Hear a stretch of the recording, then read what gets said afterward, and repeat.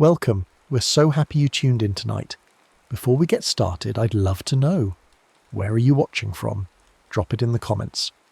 Now, let's get comfortable and drift into deep, peaceful sleep together.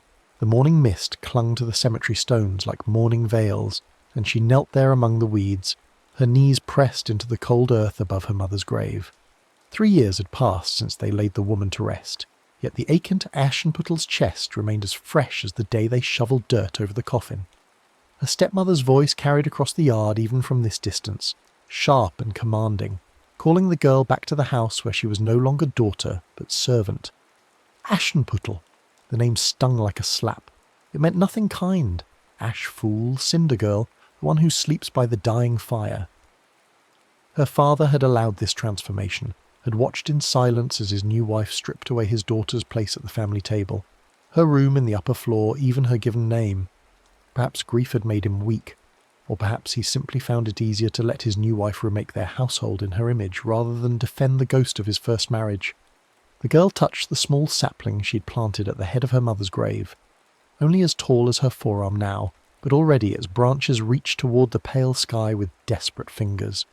She watered it each morning with her tears. There were always tears, and whispered to it the prayers she could no longer voice aloud in that house where her stepmother's Protestant certainty left no room for the old ways her mother had taught her. The tree trembled in the wind, and for a moment she thought she heard something like a whisper in its leaves. But her stepmother's voice came again, shriller now, and Aschenputtel knew she could delay no longer. The household would be stirring, and there were fires to tend, floors to scrub, meals to prepare for a family that barely acknowledged her existence except to catalogue her failures. The house felt smaller each day, as if the walls pressed inward with the weight of their contempt. Her stepsisters, Greta and Wilhelmina, had grown plump and pale from indoor living, their hands soft as dough, their voices trained to the pitch of perpetual complaint. They had inherited their mother's gift for finding fault in everything, the porridge too thick, the floors not clean enough, Aschenputtel's presence itself an offence against their refined sensibilities. "The fire's nearly dead," Greta announced as the Ash girl entered the kitchen, though anyone could see the flames dancing cheerfully in the hearth. "How are we to breakfast if you cannot even keep a proper fire?" Aschenputtel said nothing, only knelt to tend the coals, her skirts already grey with ash despite having been washed just yesterday. The soot seemed to seek her out, clinging to her clothes and skin no matter how she scrubbed. Her step-family took this as proof of her inherent slovenliness, never questioning why their own garments remained pristine, while hers turned grey within hours of cleaning. "Look at her," Wilhelmina said to her sister, loud enough for the servant to hear.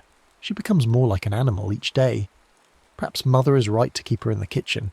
She's hardly fit for decent company." The stepmother entered then, already dressed for the morning in her severe black gown, her greying hair pulled back so tightly it seemed to stretch the skin of her temples. She surveyed the kitchen with the eye of a general inspecting troops, searching for some small failure to critique. "The Duke announces a celebration," she said, unfolding a cream-coloured paper that bore an official seal. 3 nights of feasting and dancing to welcome the return of his son from the Italian courts. All eligible young women of good family are invited, her pale eyes fixed on the Ash girl where she crouched by the fire. All eligible young women, naturally. The implication hung in the air like smoke. Aschenputtel was not eligible. She was not of good family despite bearing her father's name. She was the Ash girl, the kitchen servant, the one who tended fires while others danced. "We must have new gowns," Greta said immediately. "The blue silk from the merchant's wagon with the silver trim. And dancing slippers," Wilhelmina added. "Mine are scuffed beyond repair." Her stepmother nodded approval. "Aschenputtel will accompany us to town. Someone must carry our purchases." She turned to the girl, her smile thin as paper. "Unless, of course, you had hoped to attend yourself." The question was a trap. To say yes would invite mockery. To say no would be to accept her banishment from the world of proper society. The girl chose silence, which they interpreted as acquiescence to her lowly station. The trip to town revealed how far she had fallen in the world's estimation. Merchants who had once bowed to her father's daughter now barely glanced at the grey-clad girl trailing behind the respectable family. She carried bundles of silk and lace, boxes of ribbons and bottles of scent. while her stepsisters preened in shop windows and discussed which colours best complemented their complexions. The prince is said to be very handsome, Greta confided to her sister as they walked home, and accomplished. They say he speaks 4 languages and can compose verses in the Italian style. More importantly, Wilhelmina replied, he will need a wife. A man of his station cannot remain unmarried long. Their ambitions were transparent as window glass. Each imagined herself as the next duchess, mistress of the great house on the hill, mother to future nobility. They spent the remaining days before the festival in elaborate preparation, soaking their hands in milk baths to soften them, practicing curtsies and the proper way to hold a fan. The stepmother hired a dancing master to refresh their skills, and the house echoed with the thump of their feet and the scrape of the violin. Aschenputtel continued her daily visits to her mother's grave, kneeling in the dirt while they primped upstairs. The little tree had grown visibly in just these few days, its leaves unfurling with unnatural speed. Sometimes, as she prayed or wept, she thought she saw movement in its branches, a flash of white that could have been sunlight on leaves or something else entirely. "Help me," she whispered to the tree, to the grave, to whatever might be listening in the space between earth and sky. "I don't know how much more I can bear." The wind stirred the leaves, and she heard what sounded almost like singing, wordless but infinitely sad, a lament that seemed to echo her own grief. She told herself it was only her imagination, the desperate fancy of a girl driven to the edge of despair. But the sound followed her home, and she found herself humming it as she prepared their evening meal. The night of the first festival arrived with unseasonable warmth, as if summer had returned to claim one final victory over autumn. Her step-family dressed with ceremonial care, each garment selected and arranged with the precision of a military campaign. Greta wore blue silk that shimmered like water, while Wilhelmina chose deep green that set off her auburn hair. The stepmother supervised in black velvet, her throat adorned with the pearl necklace that had once been Aschenputtel's mother's. "Remember," she instructed her daughters as they prepared to depart, "a lady never appears too eager, but she must not seem indifferent. Smile, but not too widely. Dance, but not too long with any one partner until you are certain of his intentions." They left the Ash Girl with a list of tasks that would keep her busy until their return. Floors to scrub, silver to polish, linens to mend. She watched from the kitchen window as their carriage rolled away, carrying them toward music and laughter while she remained behind with soap and scrub brushes. The house felt hollow without their voices, empty in a way that went beyond mere absence. Aschenputtel completed their tasks mechanically, her mind elsewhere, until the silence grew so oppressive she could bear it no longer. She pulled on her threadbare cloak and walked out into the night, drawn by an impulse she could not name toward the cemetery and her mother's grave.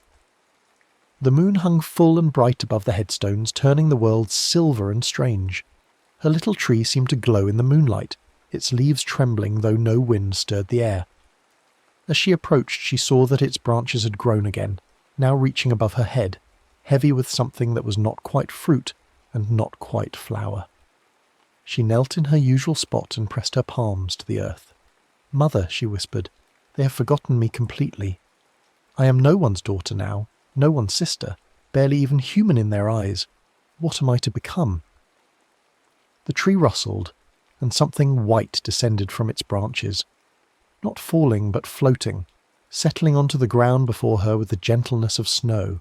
She reached out to touch it, and found silk finer than any she had seen in the merchants' shops, silver white and cool as moon water. As she lifted it, more pieces floated down, a bodice, sleeves, a skirt that pooled like liquid starlight on the dark earth. Her rational mind insisted this was impossible, that grief and loneliness had finally broken her sanity. But her hands felt the reality of the silk, the intricate embroidery worked in silver thread, the tiny pearls sewn along the bodice like captured tears. And from somewhere in the tree's branches came that wordless singing again, sweet and sorrowful and undeniably real. She looked around the empty cemetery, then back at the impossible gift. Her step-family would not return for hours. The festival would continue until dawn.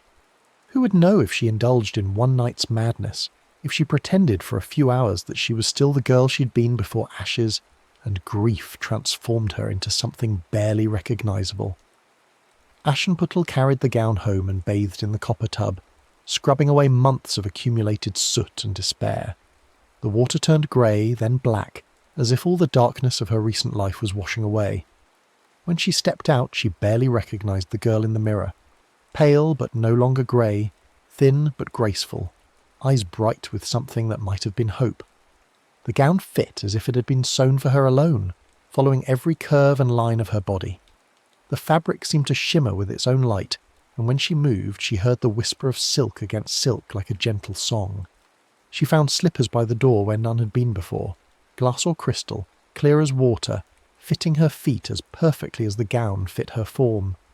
The walk to the Duke's house felt like floating. Her feet barely seemed to touch the ground, and the glass slippers made no sound on the cobblestones. The great house blazed with light from every window, and music spilled out into the night air. Violins and flutes and the rhythmic stamp of dancing feet. She paused at the threshold, suddenly aware of the enormity of what she was attempting. She knew no one here save her stepfamily, and they would not know her in this transformed state. She was a kitchen servant pretending to be a lady, a fraud wrapped in impossible silk. But the music called to her, and before she could lose her nerve, she stepped through the doorway into a world of light and laughter. The great hall had been cleared for dancing, the walls lined with chairs where chaperones and older guests observed the festivities. Young couples moved through the patterns of formal dances, their movements precise and graceful as choreographed poetry. At the far end of the room, on a raised platform, sat the Duke and his family, overseeing the celebration with benevolent authority. The prince stood beside his father's chair, but he was not dancing. Instead, he watched the proceedings with an expression of polite boredom, as if he had seen this same scene played out countless times and found it wanting. He was handsome enough, dark hair, strong features, elegant in his midnight blue velvet, but his eyes held a distance that suggested his thoughts were elsewhere.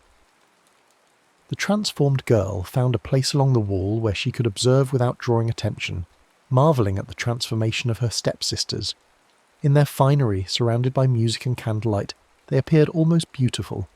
They had found partners and were moving through a complicated pavane with reasonable skill, their faces flushed with pleasure and excitement. "You dance beautifully." She startled at the voice beside her, and turned to find a young man in servant's livery, no older than herself, with intelligent dark eyes and a kind smile. "I haven't been dancing," she replied, confused. "No, but I can see it in how you move, how you listen to the music. You hear the rhythm differently than most people do," he gestured toward the dancers. "They follow the steps they've been taught, but you would follow the music itself." His words touched something deep inside her, a recognition she had not expected to find in this glittering place. "You are very observant for a servant," she said. He laughed. "And you are very honest for a lady. Most would have thanked me prettily for the compliment and said nothing more." "Perhaps I am not most ladies. I hoped you might not be." He extended his hand. "Would you care to discover if my observation was correct?" She hesitated. To dance would be to step fully into this masquerade, to claim a place she had no right to occupy. But the music was calling, and his eyes were kind, and she had been so long without kindness that she found herself placing her hand in his. He led her onto the floor as the musicians began a new piece, something slower and more complex than the previous dances. She had learned the steps as a child, but that felt like a lifetime ago, and she worried she would stumble and expose herself as the imposter she was. But as soon as the music began, her body remembered. More than remembered. It seemed to anticipate each phrase, each turn, moving with a grace she had never possessed before tonight. They danced one song, then another, and she realised that other couples were stopping to watch them. There was something different about their dancing, something that transcended mere technical skill. They moved together as if they had been partners for years, each anticipating the other's movements, creating something beautiful and ephemeral that would exist only for these moments. "What is your name?" her partner asked as the music swirled around them. The question struck her like cold water. She could not tell him the truth, that she was Aschenputtel, the ash girl, the kitchen servant who had stolen into this place where she did not belong. But neither could she invent some false identity that might later be exposed. "Does it matter?" she asked instead. "Tonight I am simply a girl who loves to dance." He smiled at that. understanding flickering in his dark eyes. "Then tonight I am simply a man who loves to watch you dance." The evening passed like a dream.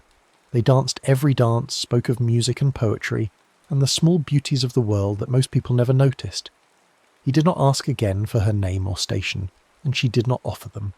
They existed in a bubble of music and movement, temporarily freed from the constraints of identity and expectation. But even dreams must end. As the clock in the great hall began to strike midnight, she felt a change in the air, a subtle dimming of the light that had surrounded her all evening. The spell, for spell it surely was, would not last forever. She could feel it loosening around her like a garment grown too large. "I must go," she said suddenly, pulling away from her partner's arms. "So soon?" "The evening is far from over." "For me it is." She was already backing toward the door, seeing confusion and concern in his face. "Thank you for the most beautiful evening of my life." She turned and ran before he could respond, her glass slippers ringing against the marble floors like struck crystal. Behind her she heard him call out, but she did not stop. She could feel the magic unravelling with each step, the fine gown beginning to lose its lustre, the elaborate hairstyle coming undone. Aschenputtel made it as far as the front steps before disaster struck. Her left slipper caught on the stone, and she felt it slip from her foot as she stumbled. She turned back to retrieve it, but her partner had followed her outside and was already kneeling to pick up the delicate crystal shoe. "Wait," he called. "You've lost." But she could not wait. The transformation was accelerating now, the silver silk fading to rough homespun, the elaborate embroidery vanishing like mist. She ran into the darkness wearing only one glass slipper, the other left behind in the hands of a stranger whose name she did not even know. She barely made it home before the last of the magic failed. In her own kitchen, surrounded by the familiar smell of wood smoke and lye soap, she collapsed into a chair and tried to convince herself that the evening had been real. The single glass slipper still on her foot seemed to argue for reality, but as she watched, even it began to fade, becoming translucent as morning fog. By the time she heard her step-family's carriage returning, even that last proof had vanished. She was once again Aschenputtel, the ash girl, grey and unremarkable in her patched dress and bare feet. She hurried to the fire and pretended to tend the coals, though they needed no tending. Her stepsisters burst into the kitchen, their faces bright with excitement and wine. "Such an evening!" Greta exclaimed. "The prince himself asked me to dance twice." "The prince?" The ash girl looked up from the fire, her heart suddenly racing. "What did he look like?" "Handsome, naturally," Wilhelmina replied. "Dark hair, fine features." Though he seemed rather distracted. He spent most of the evening dancing with some foreign girl none of us recognised. Her hands trembled as she stirred the coals. "Foreign? Or perhaps just new to the area," her stepmother said, entering with a disapproving frown. Whoever she was, she had questionable manners. She disappeared quite suddenly, left the poor prince standing on the steps looking quite bewildered. The prince, the kind young man who had danced with her, who had spoken of music and poetry and the small beauties of the world. He was the prince, the very man her stepsisters hoped to marry. She had danced with royalty and never known it, had fled from a future she could never have claimed even if she had stayed. The second night of the festival found Aschenputtel once again at her mother's grave, drawn by forces she could neither name nor resist. The tree had grown taller still, its branches now reaching toward the stars like grasping fingers. As she knelt in the familiar spot, she tried to convince herself not to hope for another miracle, but the tree rustled in the windless air, and white shapes began to drift down from its branches like snow. This time the gown was gold, bright as summer wheat, heavy with embroidered flowers that seemed to shift and dance in the moonlight. The slippers were gold as well, delicate as butterfly wings, but strong enough to carry her wherever she wished to go. She told herself she was being foolish, that last night had been madness enough. But the gown felt real in her hands, warm and soft and beautiful beyond imagining. And somewhere in the tree's branches that wordless singing began again, sweet and sad and impossible to ignore. The second evening unfolded much like the first, except that this time she knew what to expect. The great hall, the music, the dancing couples moving through their practice patterns. And there, at the edge of the floor, the prince in his midnight blue, watching the proceedings with the same expression of polite disconnection. Their eyes met across the room, and she saw recognition kindle in his face, not of her identity, for that remained hidden, but of something deeper. The memory of music shared, of movements perfectly synchronized, of a connection that transcended words. He made his way across the room with deliberate purpose, ignoring the hopeful glances of other young women and their mothers' calculating stares. When he reached her, he extended his hand without preamble. "I was hoping you would return," he said simply. "Were you?" She placed her hand in his, feeling again that sense of perfect rightness, of belonging somewhere she had no business being. "I have thought of little else." He led her onto the floor as the musicians struck up a waltz, something new and scandalous that set the older generation to murmuring disapproval. I replayed our conversation 100 times, wondering what I might have said differently to make you stay. "Nothing you could have said would have changed anything," she told him, allowing him to sweep her into the dance's embrace. "Some things are simply impossible, no matter how much we might wish otherwise." I refused to believe that. His arm tightened around her waist, drawing her closer than was strictly proper. "Impossible is just another word for difficult." They danced until the music seemed to exist only for them, until the other couples faded into insignificance, until the great hall became a private ballroom where only 2 people existed. He told her stories of his travels, of courts he had visited and wonders he had seen. She found herself speaking of things she had never shared with anyone, the poetry she wrote in secret, the songs she hummed while working, the small moments of beauty that made even the darkest days bearable. "You have an unusual perspective on the world," he observed during a pause between dances. "I see it from a different angle than most, perhaps." "Lower, you mean?" There was no mockery in his voice, only curiosity. She looked up at him in surprise. "What makes you say that? The way you notice things others overlook? The servants, the shadows, the spaces between conversations where truth lives. That kind of sight comes from living below rather than above." His perception unnerved her. She was supposed to be playing a role, maintaining a fiction that would protect them both from the impossible truth of what she was. But he seemed to see through all pretense, to recognize something essential that had nothing to do with silk gowns and glass slippers. "Does it disturb you?" she asked. "To dance with someone who might be beneath your station?" "Station is an accident of birth," he replied. "Character is something we choose. I know which I value more." The words wrapped around her heart like a warm cloak, offering a comfort she had not dared to hope for. For a moment she almost believed that truth might be possible between them, that the barriers of rank and circumstance could be overcome by the simple fact of recognition, of seeing and being seen. But midnight came again, bringing with it the same terrible urgency, the same sense of magic unravelling. She pulled away from his arms even as he reached for her, seeing hurt and confusion replace the warmth in his dark eyes. "Please," he said, "not again. Stay and tell me who you are, where I can find you. I cannot." The golden gown was already beginning to lose its lustre, the embroidered flowers fading like memories. "I'm sorry." She ran again, her golden slippers echoing through the halls like the tolling of bells.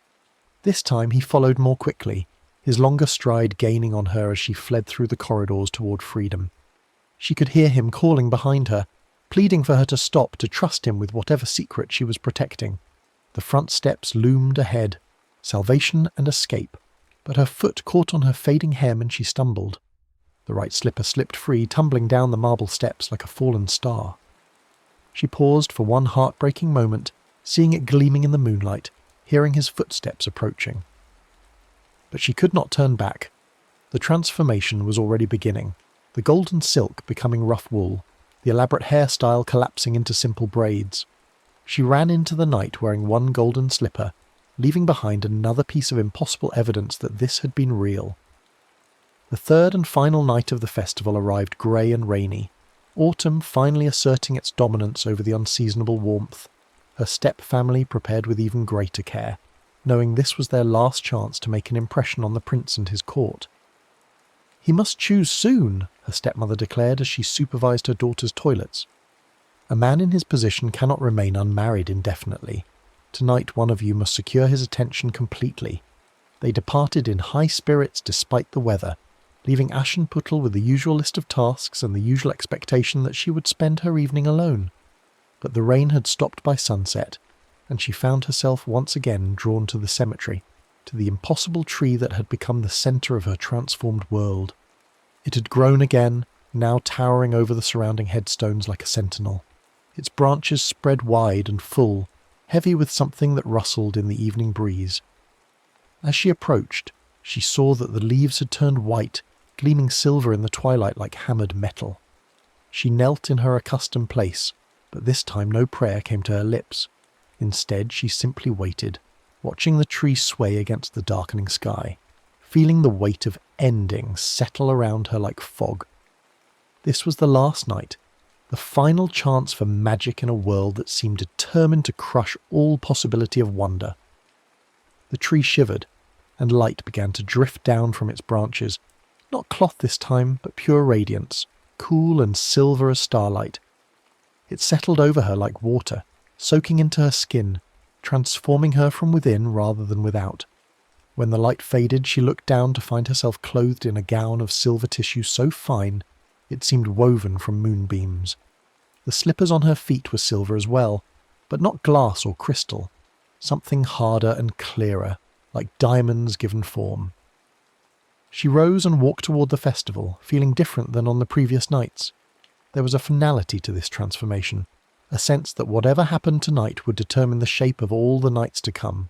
The magic felt deeper, more permanent, as if it had finally found a way to root itself in reality. The great hall was more crowded than before, filled with visitors who had come from surrounding towns to witness the prince's final night of celebration. The dancing was more elaborate, the music more complex, the very air thick with anticipation and ambition. She found him immediately, though he was not at his usual place by the wall.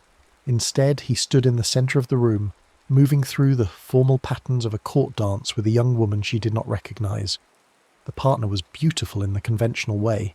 Fair hair, pale skin, perfect features arranged in a pleasant expression of cultivated sweetness. Aschenputtel felt a stab of something that might have been jealousy, or might simply have been loss.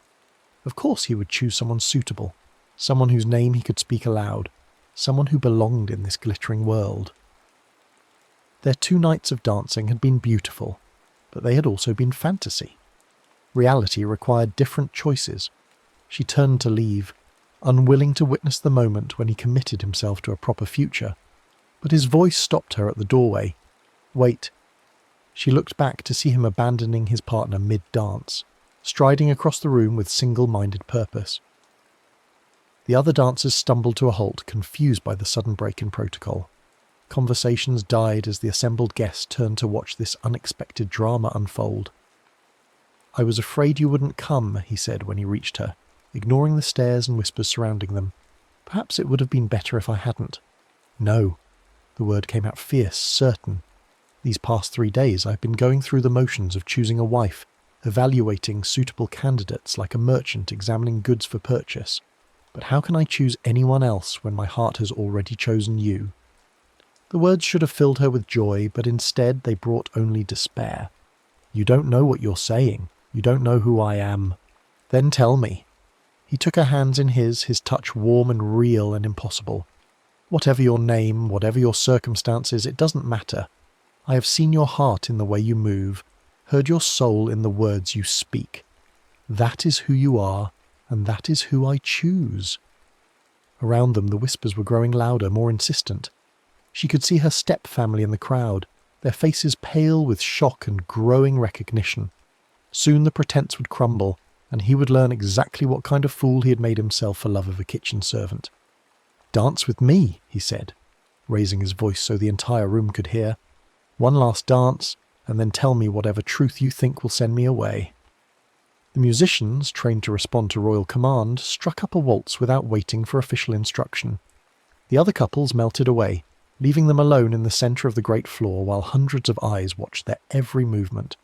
They danced as they never had before, with desperate intensity, as if they could somehow compress a lifetime of partnership into these few minutes. She felt the magic holding her together, keeping her beautiful and graceful and worthy of his attention, but she also felt it beginning to waver. Not the dramatic unravelling of the previous nights, but a gentler fading, like a candle flame guttering in still air. "Tell me," he whispered, as they turned through the final measures. "I am no one," she whispered back. "A servant. Less than a servant. The ash girl who tends your fires and scrubs your floors. A creature so far beneath you that this very dance is an insult to your station and your dignity." He was quiet for a moment, his steps never faltering, even as he absorbed this revelation. When he spoke, his voice was steady, certain. "Then I choose to be insulted. I choose to have my dignity compromised. I choose you, whatever the cost." The music ended, but they did not separate. In the sudden silence, he raised his voice so that every person in the great hall could hear him clearly. "I have made my choice," he announced. "This woman, whatever her name or station, will be my bride if she will have me." The reaction was immediate and explosive. Voices raised in protest, in shock, in calculation of what this unprecedented decision might mean for the delicate balance of local politics. But the Ash Girl heard none of it clearly, because at that moment the magic finally failed completely. The silver gown dissolved like morning mist, leaving her standing in her rough wool dress, her bare feet pale against the polished marble. Her hair tumbled from its elaborate arrangement, falling around her shoulders in simple brown waves.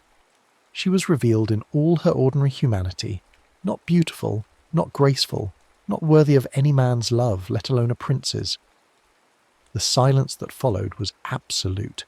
Even the musicians had stopped breathing, it seemed, waiting to see what would happen next. She stood frozen in the centre of that terrible quiet, acutely aware of every eye upon her, every shocked face staring at the transformation they had just witnessed. The prince looked down at her, really looked, taking in the rough dress, the calloused hands, the soot that always seemed to cling to her skin no matter how she scrubbed. She waited for disgust to replace the love in his eyes, for him to step away and declare this all some elaborate joke or misunderstanding. Instead, he smiled. "There you are," he said softly, as if he'd been searching for her his entire life, and had only now found her. "My true partner." He knelt then, there in front of the entire assembled court, and drew from his jacket pocket a single diamond slipper. Not the glass or gold she'd worn on previous nights, but something harder and clearer, exactly like the ones she had just lost to the failed magic. "Will you marry me?" he asked, his voice carrying clearly in the stunned silence. "Not the woman in silk and jewels, but you, the one who sees beauty in small things, who dances like music made visible." The diamond slipper slid onto her foot as if it had been made for her alone, which, in some impossible way, it had been. As soon as the fit was complete, she felt the magic return, but different this time. Not a disguise or transformation, but an enhancement of what was already there. The rough dress remained rough, but it fit better, looked cleaner. Her hair stayed simple, but it caught the light more pleasingly. She was still herself, but herself at her best and truest. The prince rose and took her hands, lifting her to her feet, and then, in full view of the assembled court, kissing her with a passion that left no doubt about the genuineness of his feelings. The crowd's reaction was everything from scandal to outrage to grudging admiration for the romantic gesture, but she barely heard any of it, lost in the wonder of being known completely and loved anyway. But fairy tales, even the truest ones, do not end with weddings. They end with justice, and justice in the old stories was never gentle or forgiving. The wedding was set for the following month, a grand affair that would unite not just two hearts, but two worlds. The elevated realm of nobility and the earthbound reality of common folk. The prince's declaration had sent shockwaves through the established order, forcing courtiers and commoners alike to reconsider what they thought they knew about power, worth, and the nature of love itself. The stepfamily's reaction had been predictable in its venom. The night after the final ball, they cornered Aschenputtel in the kitchen, where she still slept despite her changed circumstances, their faces twisted with a fury that went beyond mere disappointment. "You little witch," her stepmother hissed, her cultured voice cracking with rage. "What did you do to him? What dark arts did you practice to steal what belongs to your betters?" "I did nothing but dance," she replied, but even to her own ears the word sounded insufficient to explain the magnitude of what had occurred. "Dance?" Greta spat. No one rises from ash girl to princess through dancing. You must have used some charm, some potion, some devil's bargain.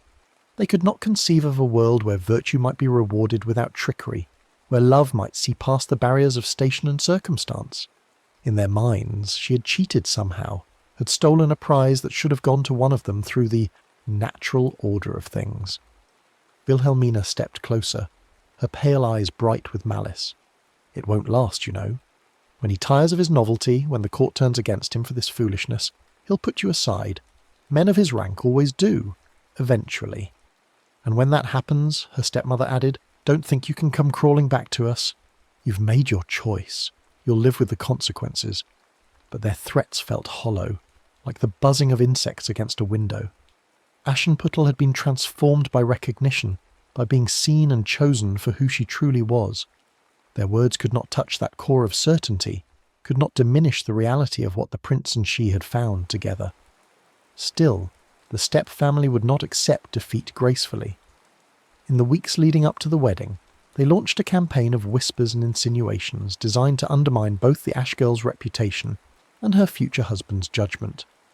They spread stories of her supposed dabbling in witchcraft, pointed to her mysterious appearances at the balls as evidence of supernatural intervention.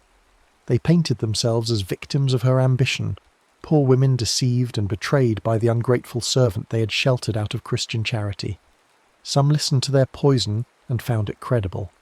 There were those at court who had never approved of the prince's unconventional choice, who seized upon any excuse to question the legitimacy of the union. They whispered that she was a fraud, a pretender, a dangerous influence who would drag the noble bloodline down into common mud. But others remembered the 3 nights of dancing, remembered the transformation they had witnessed, not just of her appearance, but of something deeper. They had seen the recognition pass between the unlikely pair, had witnessed the prince's certainty even in the face of revelation. There was something about their story that resonated with older truths, older magics that predated the careful boundaries of social convention. The prince himself remained unshaken by the criticism. If anything, the opposition seemed to strengthen his resolve, to clarify for him exactly what kind of future he wanted to build. He spent long hours with his advisors, planning reforms that would ease the rigid barriers between nobles and commoners, ways to reward merit over birth, wisdom over wealth. She has shown me something I never saw before, he told his counsellors one evening. How much talent is wasted when we only look for value in expected places? How many voices go unheard because they speak from positions we've been taught to ignore? Those who knew him understood then that their marriage was more than a personal choice. It was a political statement, a challenge to the existing order that went far beyond one Ash girl's rise from kitchen to throne. They were proposing a new way of seeing, a different definition of worth that threatened those whose power depended on the old certainties. As the wedding day approached, the tension in the court became palpable. There were those who celebrated the romantic triumph, who saw in their story hope for their own dreams of advancement. But there were others who viewed it as a dangerous precedent, a crack in the foundation that might eventually bring down the whole structure of their world. The Steppe family's desperation grew more acute with each passing day. They had staked everything on their daughters' marriages, had spent years cultivating the connections and refinements they believed would secure their social position. Aschenputtel's unexpected elevation rendered all their calculations meaningless, exposed their careful strategies as futile exercises in self-deception.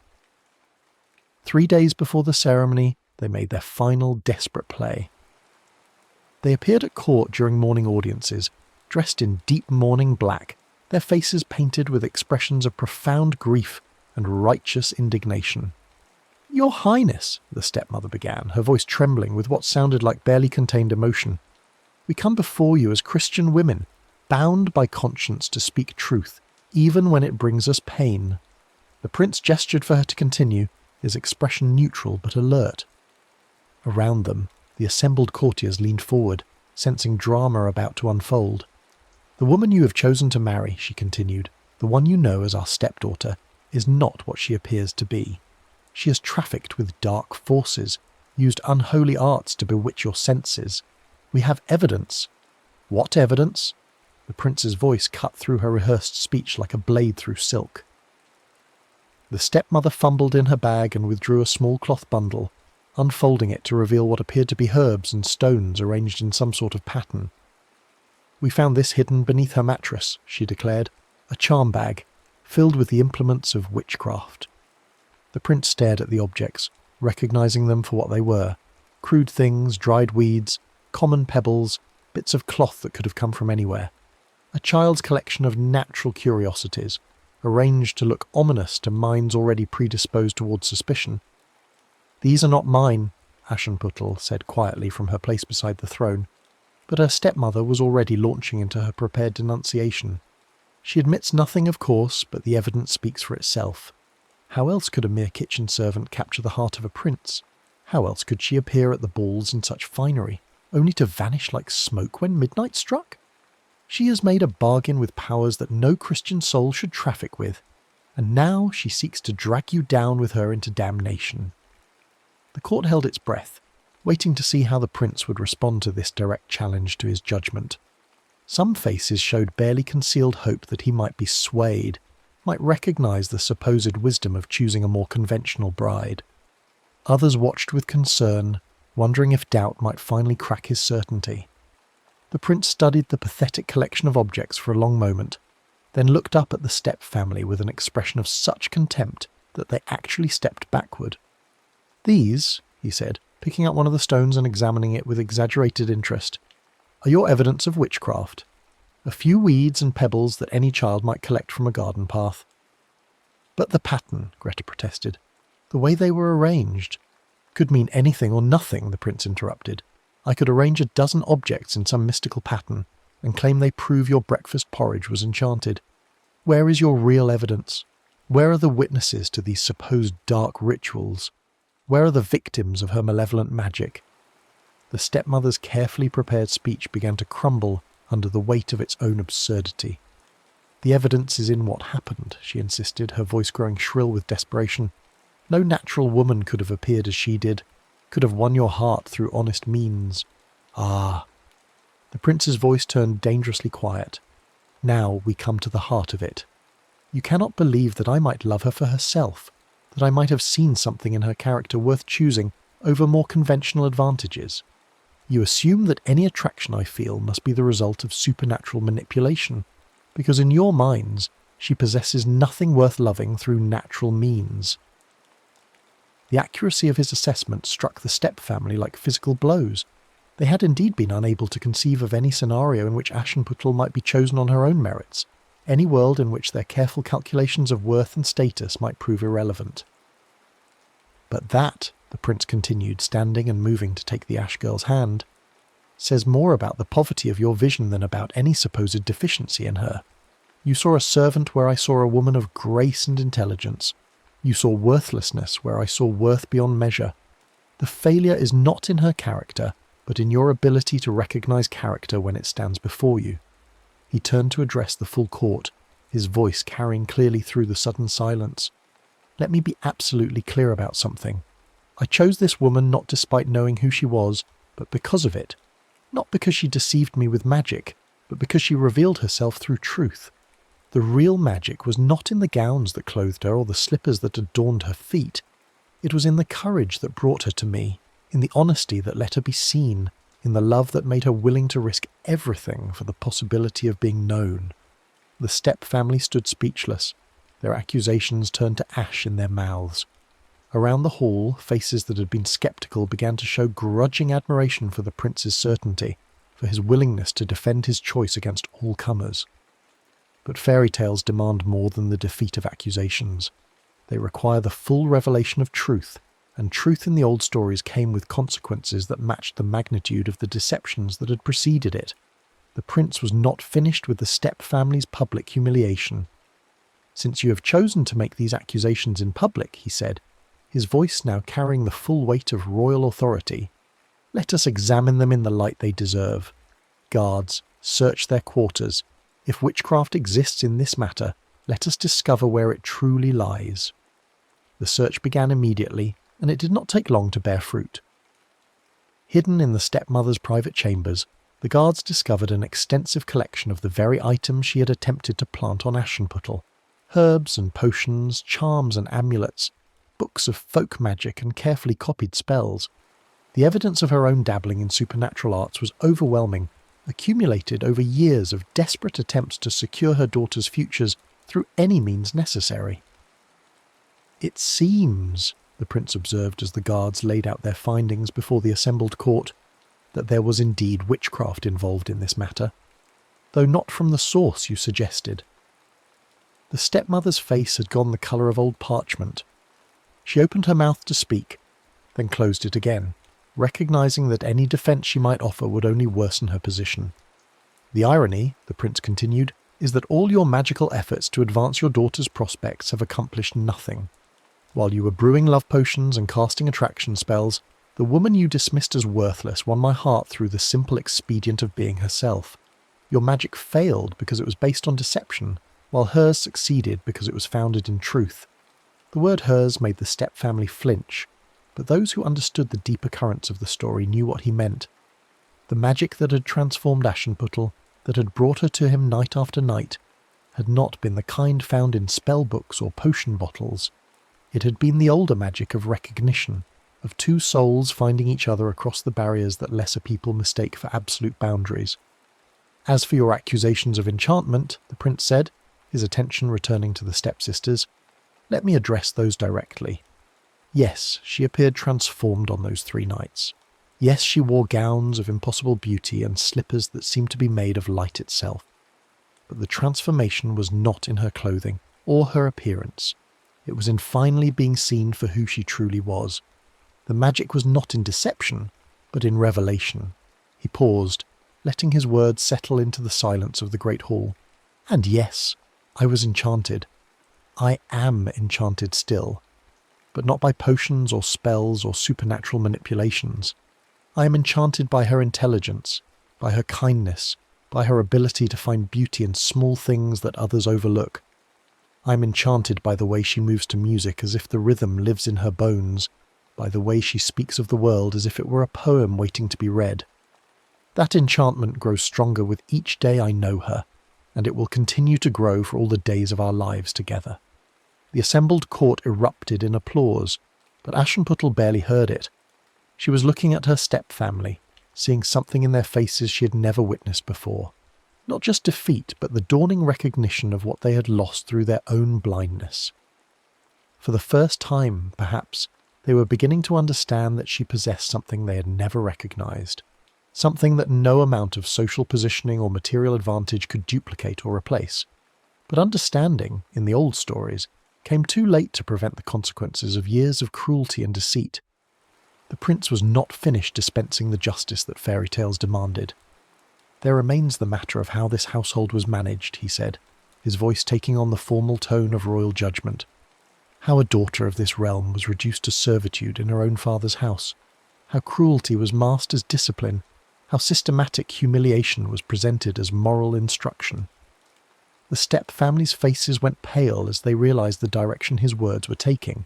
They had focused so intently on challenging Aschenputtel's worthiness that they had forgotten their own vulnerability, their own complicity in years of injustice. "The woman I will marry bears scars that will never fully heal, not on her body but on her spirit, wounds inflicted by those who should have protected and cherished her. Those wounds cry out for acknowledgement, for recompense, for justice." He gestured to the guards, who moved forward with obvious purpose. "Take them to the tower cells. Let them experience the same isolation they imposed on others, the same reduction to bare survival they found so appropriate for their betters." "Your Highness," the stepmother gasped, finally finding her voice, "surely you cannot mean to imprison us for the crime of maintaining proper discipline in our household?" "Proper discipline?" The prince's voice cracked like a whip. "Is that what you call forcing a daughter to sleep among ashes while you occupied rooms that were rightfully hers? Is that your definition of maintaining order? Reducing a child to the status of an unpaid servant while you lived off her father's wealth?" The guards reached for the step-family, but before they could be led away, something remarkable happened. From somewhere high above them came a sound Aschenputtel recognised, the wordless singing that had accompanied her transformation, that had marked every moment when the impossible became real. The court looked up in wonder as white birds began to descend from the rafters, dozens of them, their wings gleaming like silk in the light from the great windows. They settled on the shoulders and heads of the assembled guests, but their attention was focused on the stepsisters with unmistakable intent. Greta screamed as one of the birds landed on her shoulder, its beak moving with surgical precision toward her left eye. A second bird settled on Wilhelmina, its black eyes bright with purpose that transcended mere animal instinct. The rest of the court watched in fascinated horror as the creatures that had blessed Aschenputtel's transformation arrived to dispense the final justice of the tale. "Wait," Aschenputtel found herself saying, stepping forward before the birds could complete their work. "Please, let me speak." The prince looked at her in surprise, but he gestured for the guards to hold their positions. The birds too seemed to pause, their heads cocked as if listening for some signal she might give. She looked at her step-family, at the women who had made her life a misery for 3 years, who had tried to destroy her future even after their own ambitions had been revealed as delusions. They were not evil in the way of demons or monsters. They were simply small people, frightened people, who had allowed fear to transform them into something cruel and desperate. "You took my name," she said quietly, her voice carrying clearly in the expectant silence. "You took my place at the family table, my room, my inheritance, my dignity. You tried to take my future, and failing that, you tried to destroy it entirely rather than see me claim something you believed should be yours." Her stepmother opened her mouth to speak, but Aschenputtel held up her hand to silence her. "But I am not you," she continued. "I will not let cruelty breed more cruelty, will not let the poison you carried infect the life I am building. You have lost everything you worked for, your daughter's prospects, your social position, your reputation, your freedom. That seems consequence enough for the choices you have made." She turned to address the white birds, feeling foolish but somehow certain they would understand. "Let them keep their sight," she said. "They are already blind to the things that matter most. Physical blindness would only make them objects of pity rather than architects of their own downfall." The birds regarded her for a long moment, their dark eyes unreadable. Then, as suddenly as they had appeared, they took flight, spiralling upward toward the windows and the sky beyond. But as they departed, each one deposited something small and white on the floor at the stepsister's feet. Aschenputtel knelt to examine the objects and found them to be tiny stones, smooth and pale as pearls but hard as diamonds. When she held them up to the light, they seemed to glow with an inner fire that was both beautiful and somehow terrible. "What are they?" the prince asked. "Tears," she realized, the knowledge coming to her from some source beyond rational thought. Their tears made solid. The tears they should have shed for their cruelty but never did. The tears of genuine repentance that might have changed everything. She looked up at her stepfamily, seeing understanding dawn in their faces. The birds had given them exactly what they deserved. Not blindness, but the physical manifestation of the emotional blindness they had chosen. These stones would serve as permanent reminders of what they had lost through their inability to see beyond their own narrow ambitions. "Keep these," she said, pressing the stones into their hands. "Let them remind you of the price of hardening your hearts, of the cost of refusing to recognize worth when it stands before you." The stepmother looked down at the stone in her palm, and for the first time since Aschenputtel had known her, genuine tears began to flow down her cheeks.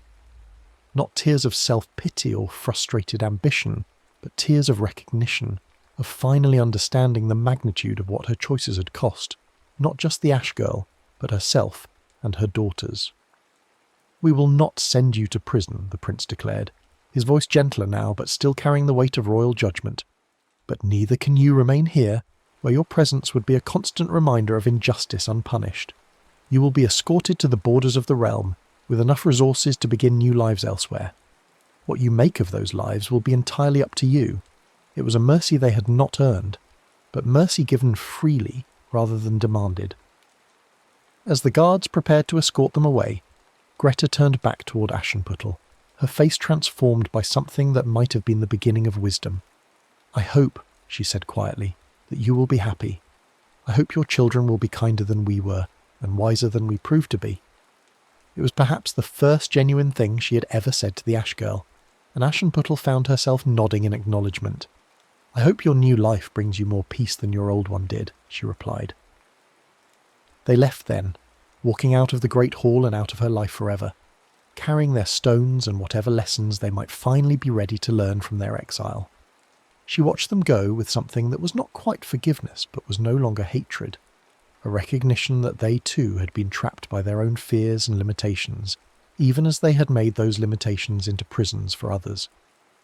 The wedding itself passed in a blur of ceremony and celebration, but the moments the chroniclers would remember were the quiet ones, the prince's hand in Aschenputtels as they spoke their vows, the sound of music drifting through the open windows, the faces of the common folk who had been invited to witness this unprecedented union between worlds. For the first time in the kingdom's memory, servants and nobles stood side by side, watching as love proved itself stronger than custom, as recognition triumphed over convention. As the sun set on their wedding day, the new princess found herself standing once again at her mother's grave, this time wearing a crown and a gown of white silk that rustled like whispered prayers. The little tree had grown taller still, its branches now strong enough to shelter anyone who might seek rest in its shade. She knelt one final time in the familiar spot and pressed her palm to the earth that held her mother's bones. "I kept faith," she whispered. "Even when it seemed impossible, even when the darkness threatened to swallow everything, I held on to the belief that love was stronger than cruelty, that truth was more powerful than deception. Your daughter has found her way home." The tree rustled in the evening breeze, and she heard once more that wordless singing, fainter now but still present, still blessing. A single white feather drifted down from its branches, settling in her palm like a benediction. She tucked it into her bodice, close to her heart, a talisman of the magic that had brought her through darkness into light. When she returned to the palace that would now be her home, she found the prince waiting for her in their private chambers, his formal wedding attire replaced by simple clothes that made him look younger, more approachable, more real.